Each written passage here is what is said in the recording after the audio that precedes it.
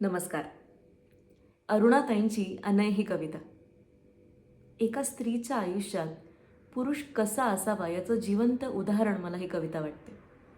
राधाकृष्णाचं नातं आपण वेगळ्या वेगळ्या काव्यबंधांमधून उलगडतच असतो, पण राधेचं असं नातं, ते म्हणजे राधेचा नवरा अनय. अनय, नक्षत्रांच्या गावातून उतरली होतीस तू त्याच्या घरात. नक्षत्रांच्या गावातून उतरली होतीस तू त्याच्या घरात. मेघश्याम आभाळाची ओढ तुझ्या रक्तातच होती हे समजलं होतं त्याला अगदी पहिल्यापासून.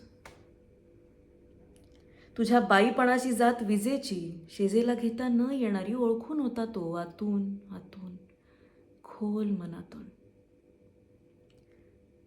तुझ्या झिळमिळ स्वप्नांच्या मोरपिसांना त्यानं कधी देऊ पाहिले नाहीत आपले डोळे, आणि नाही गढूळ केले कधी तुझ्या देहात हिंदकळणारे धुंद मधीर निळे तळे.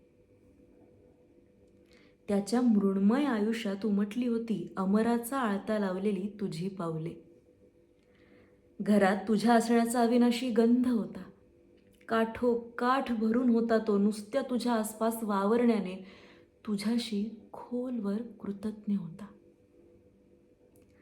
पाहिलं त्यानं तुला उंच बेभान उसळताना, रात्रीच्या रसज्ञ काळ्या अंधारात मिसळताना, मधुर विषाचे घोट खुळ्या ओठांनी आकंठ घेताना, पिसावताना, रसावताना, अस्तित्वाचा कण न कण प्रेमाच्या चेहऱ्यावर उत्कट उधळून देताना. कळली त्याला तहान तुझ्या तृप्तीला लागलेली अतृप्तीची.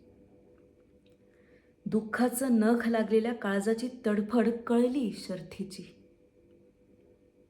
कळली कशी असते प्रेमात स्त्री, भरतीची आणि सरतीची. तू हरलीस हे त्याला कळलं.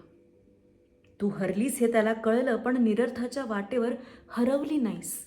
स्वत्व सांभाळून उरलीस तशीच हेही कळलं. त्यानं पुढं होऊन तुझ्या पापणीवरचा शोक टिपला. त्या क्षणी राधे तुला तुझा पुरुष भेटला. पुरुष जो क्षमा करून नाही ऋणी करत, पाठ फिरवून नाही उणी करत. घेतो समजून, सावरतो, आवरतो, उराशी धरतो. आपल्या नसलेल्या स्वप्नांसाठी आपल्या काळजाचं घर करतो. राधे, पुरुष असाही असतो.